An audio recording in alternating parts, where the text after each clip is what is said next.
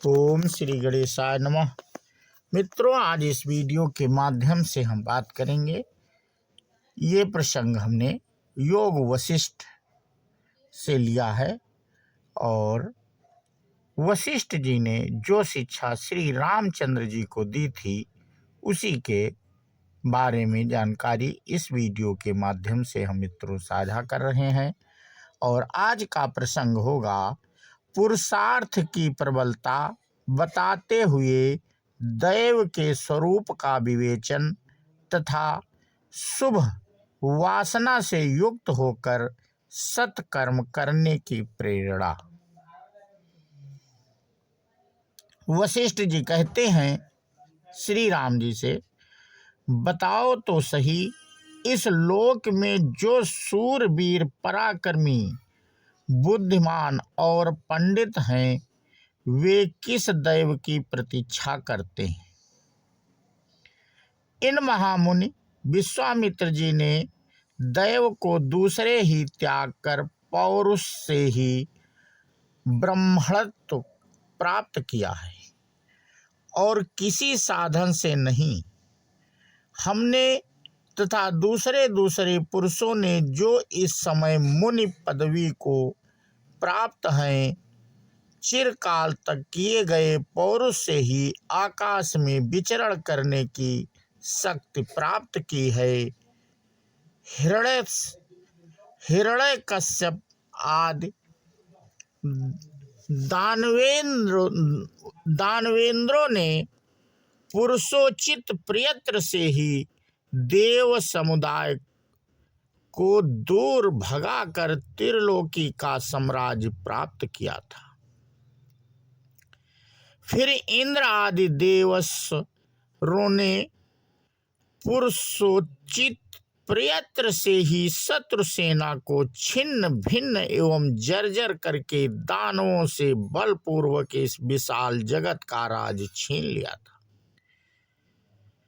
श्री रामचंद्र जी पूछते हैं, भगवान आप सब धर्मों के ज्ञाता हैं, ब्राह्मण लोक में जो बड़ी प्रतिष्ठा प्राप्त कर चुका है वह दैव क्या है, किसे दैव कहते हैं, यह बताइए।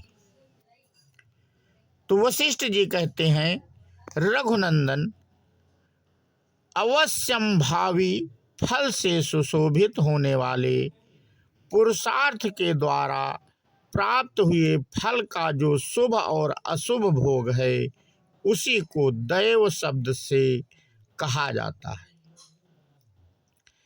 अथवा पौरुष द्वारा इष्ट और अनिष्ट कर्म जो प्रिय और अप्रिय रूप फल प्राप्त होता है उसी को दैव नाम दिया गया है। एकमात्र पुरुषार्थ से सिद्ध होने वाला जो अवश्यंभावी फल है वही इस जन समुदाय में दैव शब्द से प्रतिपादित होता है। सिद्ध पुरुषार्थ के शुभ और अशुभ फल का उदय होने पर जो यह कहा जाता है कि यह इसी संसार में मिलने वाला था, यही होनहार था, इसी को दैव कहते हैं। कर्म फल की प्राप्ति होने पर जो यह कहा जाता है कि ऐसी ही मेरी बुद्धि हुई थी, ऐसा ही मेरा निश्चय था, इसी का नाम दैव है। इष्ट और अनिष्ट फल के प्राप्त होने पर जो आश्वासन मात्र के लिए यह कहा जाता है कि मेरा पूर्व जन्म का कर्म ही ऐसा था, इसी तरह की भावनाओं को व्यक्त करने वाला वचन ही दैव कहलाता है। फिर श्री रामचंद्र जी पूछते हैं, मनुष्यों के मन में पहले जो अनेक प्रकार की वासनाएं थीं वे ही इस समय कायिक वाचिक कर्म रूप में परिणित हुई हैं। जीव में जिस प्रकार की वासना होती है वह शीघ्र वैसा ही कर्म करता है। मन में वासना और हो और वह कर्म किसी और ही प्रकार का करे, यह संभव नहीं। जो गांव में जाने की इच्छा रखता है वह गांव में, और जो नगर में जाना चाहता है वह नगर में पहुंचता है। जो मनुष्य जिस जिस वासना से युक्त होता है वह उसी के लिए सदा प्रयत्न करता है। पूर्व जन्म में फल की उत्कट अभिलाषा होने से जो कर्म प्रबल प्रयत्न द्वारा किया जाता है वही इस जन्म में दैव शब्द से कहा जाता है। पूर्व जन्म के उस कर्म का पर्यायवाची शब्द दैव है। कर्म करने वालों के सभी कर्म इसी रीति से होते हैं। अपनी प्रबल वासना ही कर्म है। वासना मन से भिन्न नहीं है और मन ही पुरुष है, अर्थात पुरुष का संकल्प होने से वह पुरुष रूप ही है। मन आदि भावों को प्राप्त हुआ या प्राणी ही अपने हित के लिए जो प्रयत्न करता है दैव नाम से प्रसिद्ध अपने उस कर्म से ही वह तदानुरूप फल पाता है। श्री राम, मन, चित्त, वासना, कर्म, दैव और निश्चय ये सब कठिनता से समझ में आने वाले मन की मनोरूपता को प्राप्त हुए पुरुष की संज्ञाएं हैं, ऐसा सत्पुरुषों का कथन है।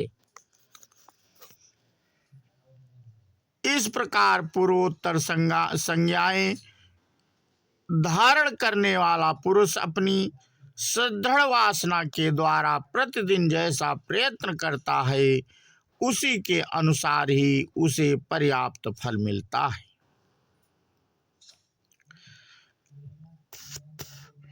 इस प्रकार से मनुष्य इस जगत में सभी कुछ प्राप्त कर सकता है, दैव से नहीं। अतः वह पुरुषार्थ तुम्हारे लिए शुभ फल देने वाला हो। तुम अपने प्रयत्न से प्राप्त परम पुरुषार्थ द्वारा ही सदा बने रहने वाले परम कल्याण को प्राप्त होगे, अन्यथा नहीं। श्रुतियों में जो चैतन्य मात्र स्वरूप प्राज्ञ पुरुष बताया गया है वही तुम हो, जड़ शरीर नहीं हो। तुम स्वयं प्रकाश रूप चेतन हो। अन्य चेतन से प्रकाशित होने की योग्यता तुम में कहाँ है? यदि तुम्हें दूसरा कोई चेतन प्रकाशित करता है ऐसा मान लिया जाए तो फिर उसे दूसरा कौन प्रकाशित करता है? यह प्रश्न खड़ा हो जाएगा। यदि उसका भी कोई अन्य चेतन प्रकाशक हो तो फिर इसको कौन प्रकाशित करेगा? इस प्रकार अनवस्था दोष प्राप्त होता है जो वस्तु का साधक नहीं है। इसलिए मनुष्य को चाहिए कि वह शुभ और अशुभ मार्गों से बहती हुई वासना रूपणी नदी को पुरुषोचित प्रयत्न के द्वारा अशुभ मार्ग से हटाकर शुभ मार्ग में ही लगाए। मनुष्य का चित्त शिशु के समान चंचल होता है। उसे अशुभ मार्ग पाप से हटा दिया जाए तो शुभ मार्ग यानी पुण्य में जाता है, और यदि शुभ मार्ग से हटा दिया जाए तो अशुभ मार्ग में चला जाता है। इसलिए उसे बलपूर्वक पाप मार्ग से हटाकर पुण्य मार्ग में लगाना चाहिए। इस प्रकार मनुष्य के लिए उचित है कि वह पूर्वोक्त क्रम से चित्त रूपी बालक को शीघ्र ही समता रूप सांत्वना देकर पुरुषोचित प्रयत्न के द्वारा धीरे धीरे आत्म स्वरूप में लगाए। हठ पूर्वक एकाएक उसका निर्विरोध न करे, यही उसका लालन पालन है। लोक में मनुष्य जिस विषय का अभ्यास करता है निसंदेह उसी में तन्मय हो जाता है। यह बात बालकों से लेकर बड़े बड़े विद्वानों तक में देखी गई। अतः श्री राम, तुम परम कल्याणकारी प्राप्ति के लिए उत्तम पुरुषार्थ का आश्रय ले पांचों इंद्रियों को जीत कर यहाँ शुभ वासना से युक्त हो जाओ। तुम श्रेष्ठतम पुरुषों द्वारा सेवित और अत्यंत सुंदर शुभ वासना अनुसरण करके मनोरम भाव युक्त बुद्धि से परम पुरुषार्थ द्वारा सदा शोक रहित पद को प्राप्त करो।